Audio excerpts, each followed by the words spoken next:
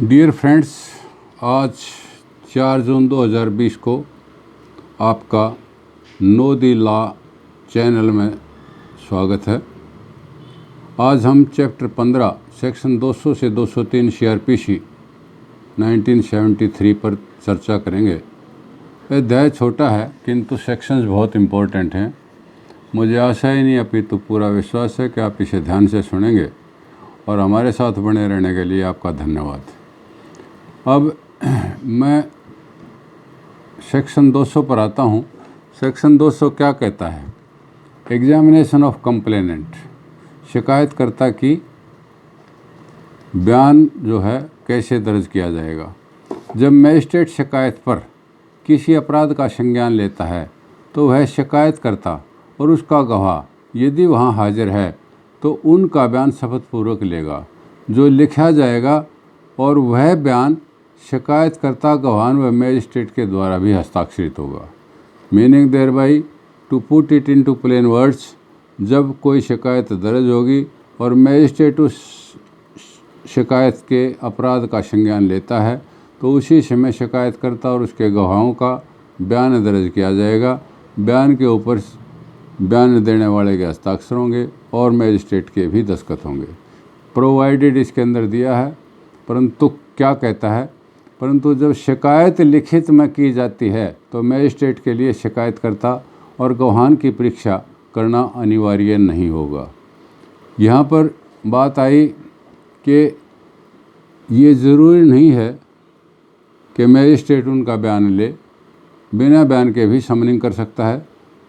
और एक बात इसमें और विचारणीय है कि शिकायत लिखित में की जाती है तो इसके माने शिकायत ज़बानी भी हो सकती है और मजिस्ट्रेट ज़बानी शिकायत पर भी संज्ञान ले सकता है।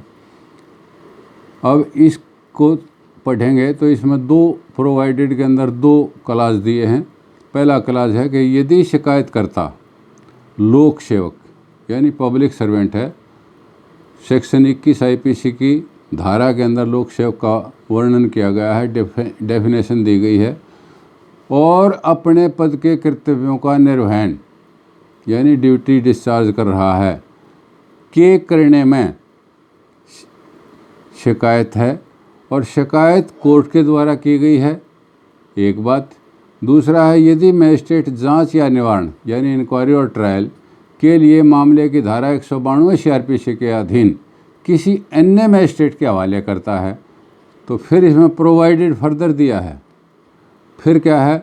यदि मजिस्ट्रेट शिकायतकर्ता और साक्षियों के बयानों के बाद धारा 192 CRPC के अधीन किसी अन्य मजिस्ट्रेट के हवाले करता है तो बाद में मजिस्ट्रेट के लिए उनकी दोबारा परीक्षा की आवश्यकता नहीं है। मान लिया कि गवाह के बयान लिख लिए, गवाह के बयान लिखने के बाद जो है 192 में किसी अन्य मजिस्ट्रेट को मैटर भेज दी तो दोबारा से उन गवाहों के या उस शिकायतकर्ता का जो बयान दर्ज हो चुका है दोबारा लिखने की आवश्यकता नहीं है। जब मजिस्ट्रेट को शिकायत प्राप्त होती है तो वह सेक्शन 190(1)A के तहत संज्ञान लेने के लिए सशक्त यानी एम्पावर्ड है। सेक्शन 200 से 203 क्या हैं? सच्चाई को असरटेन करने के लिए हैं। कंप्लेंट जो सेशन ट्रायल केस में मजिस्ट्रेट को मिली उसमें वह मुकदमे को कमिट करने से पहले सभी गवाह की परीक्षा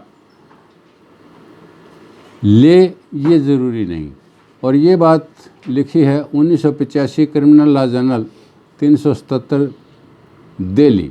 माननीय दिल्ली हाई कोर्ट ने इस केस का निवारण जब किया, डिसाइड किया तो उस समय जो है ये बात हेल्ड की गई थी कि कंप्लेंट जो सेशन ट्रायल केस में मजिस्ट्रेट को मिली उसमें वह मुकदमे को कमिट करने से पहले सभी गवाहों की परीक्षा ले, ये ज़रूरी नहीं। फिर दूसरा केस जो है मैं कहना चाहूँगा, 1988 2 क्राइम्स 770, इस जजमेंट के पेज 773 के ऊपर कर्नाटक हाई कोर्ट ने क्या कहा है। इस केस में शिकायतकर्ता और एक गवाह के बयान पर जो सह शपथ लिए गए थे समनिंग सेशन ट्रायल केस में की गई। तो इसमें ये हेल्ड हुआ कि procedure adopted can not be said to be erroneous at all. अगली अथॉरिटी मैं कहना चाहूँगा वो मोस्ट इम्पोर्टेंट है। कई बार जो है शिकायत होती है देहात वाले, गांव वाले ये कहते हैं तू भी दस्तखत कर दे, तुम भी दस्तखत कर दो, तुम भी दस्तखत कर दो, और वो जॉइंट कंप्लेंट बन जाती है। तो इसके ऊपर कहता है 2002 criminal law journal page 481 8 page 492 पर क्या कहा गया है कि joint complaint in respect of different cause of action and different offences by 2 or more persons is not maintainable. 2 या 2 से अधिक आदमियों ने भिन्न भिन्न काज ऑफ एक्शन के ऊपर शिकायत की है तो वो मेंटेनेबल नहीं है। और इसके ऊपर दूसरी अथॉरिटी जो है मैं मद्रास हाई कोर्ट की AIR 1962 मद्रास पेज 443 है, जो इस बात की पुष्टि करती है कि 2 या 2 से अधिक आदमी जो है जॉइंट कंप्लेंट नहीं कर सकते। एक अथॉरिटी फिर मद्रास हाई कोर्ट की है 2007 एक क्रिमिनल कोर्ट केसेस 819, वो भी इस बात की पुष्टि करती है कि नहीं की जा सकती।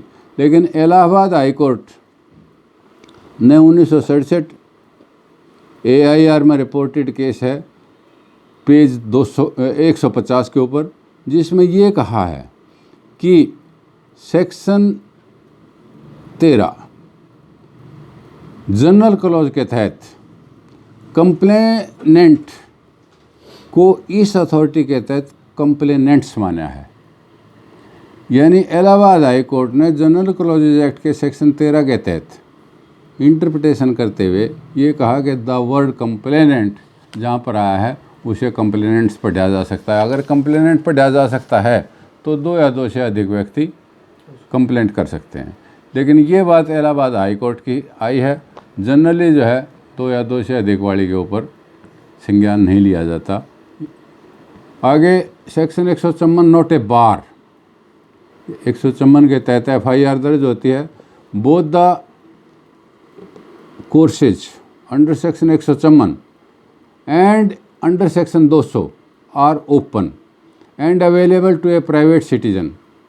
इसके ऊपर केस लॉ है 1991 क्रिमिनल लॉ जनरल 1419, जिसका पृष्ठ 1421 के ऊपर यह करार दिया गया है। लोकस स्टैंडाई के किस आदमी को ये शिकायत करने का अधिकार है, कौन कर सकता है? वैसे तो any citizen can file the complaint, anyone can bring the law in motion, exceptions are given in section 195 to 199 जो हमने पहले पढ़ा था। और इसके लिए मैं आपको 2 अथॉरिटी बताना चाहूँगा। AIR 1972 सुप्रीम कोर्ट 2609 और 1991 क्रिमिनल लॉ जनरल 1419, जिसका पहले जिक्र किया है। तो एक विशेष इम्पोर्टेंट अथॉरिटी नोटेबल है जो आप ध्यान करेंगे कि अमेंडमेंट CPC के अंदर है। दीवानी केसेस के अंदर होती है, लेकिन क्रिमिनल के अंदर भी अमेंडमेंट हो सकती है। और ये जजमेंट है 2015 3 criminal court cases 577 supreme court का SR Sukumar versus S Sunandan रघुरामवाड़ा के amendment of complaint. There is no specific provision in the code to amend either a complaint or petition filed under the provisions of the code, but petitions seeking such amendment to correct curable infirmities can be allowed even in respect of complaints। इसी authority के अंदर दूसरी बात क्या कही गई है कि magistrate takes cognizance of an offence when he decides to proceed against the accused having committed offence and not at the time when magistrate is informed either by filing a complaint or by police report about the commission of the offence।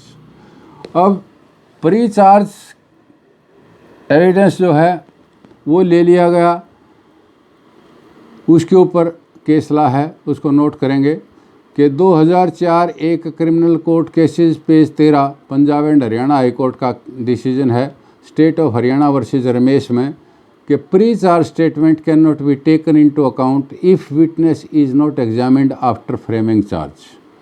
Complaint के अंदर सबसे पहले preliminary evidence होता है, उसके बाद जो है समनिंग होती है, समनिंग के बाद चार्ज लगता है और फिर चार्ज के बाद का एविडेंस होता है। तो यदि जिन लोगों ने प्रिलिमिनरी एविडेंस दिया और वो अगर आफ्टर चार्ज पेश नहीं होते तो इस एविडेंस को which was recorded earlier as is called pre charge statement that cannot be taken into account if witness is not examined after framing of the charge। दूसरा इसके ऊपर मैं आना चाहूँगा विषय पर। अथॉरिटी है 2003 एक criminal court cases 250 supreme court की अथॉरिटी है। There is no statutory bar in filing second application और complaint on the same facts.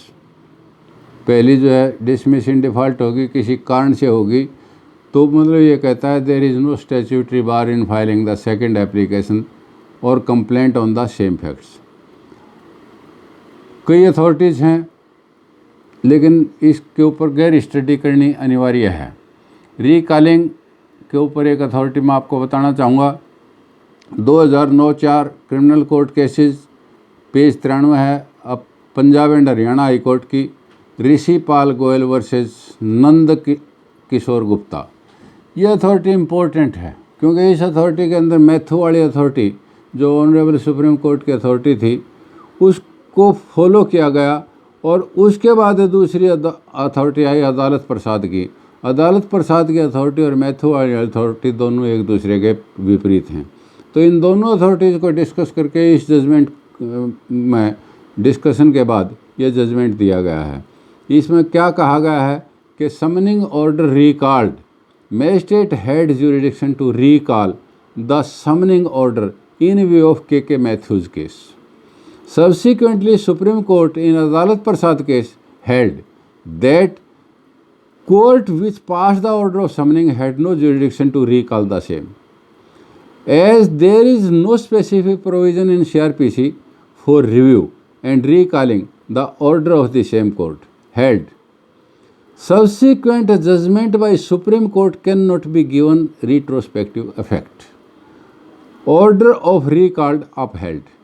ये अथॉरिटी जो है इस जजमेंट के तहत बनी। और फिर इसके बाद एक अथॉरिटी आई 2013 दो क्रिमिनल कोर्ट केसेस में रिपोर्टेड है 492 पृष्ठ के ऊपर सुप्रीम कोर्ट की गंभीर सिंह केस में।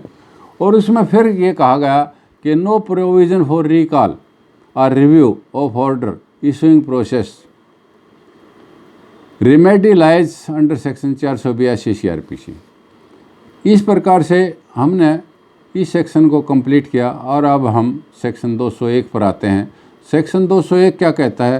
Procedure by magistrate not competent to take cognizance of the case, यानी किसी केस को कॉग्निजेंस लेने के लिए मैजिस्ट्रेट के पास पावर नहीं थी। He was not empowered. तो उसमें उसने कॉग्निजेंस ले लिया तो फिर क्या होगा? यदि शिकायत का संज्ञान उस मैजिस्ट्रेट ने ले लिया जो सक्षम नहीं था, तो दो बातें इसके ऊपर कही गई हैं। यदि शिकायत लिखित में है तो वह उसे प्रॉपर कोर्ट के सामने पेश करने के लिए अपनी एंडोर्समेंट के साथ वापस कर देगा। यदि शिकायत लिखित नहीं है तो शिकायतकर्ता को उचित न्यायालय के सामने पेश होने का निर्देश दे देगा। और इसके ऊपर केस लॉ है, जैसे मतलब 2014 एक criminal court cases 217 supreme court की अथॉरिटी है। Dishonour of cheque return of complaint section 201 CRPC can be applied immediately on receipt of complaint if magistrate is not competent to take cognizance of the offence. दूसरी authority है उत्तराखंड की 2008-4 criminal court cases 651। ये Shrimati Poonam Prasad versus state of Uttarakhand की authority है। इसके अंदर क्या कहा कि complaint filed before the magistrate having no jurisdiction to entertain it, complaint not to be dismissed but to be returned to the complainant with an endorsement to be presented before proper court, dismissal not proper, जैसा कि section 201 के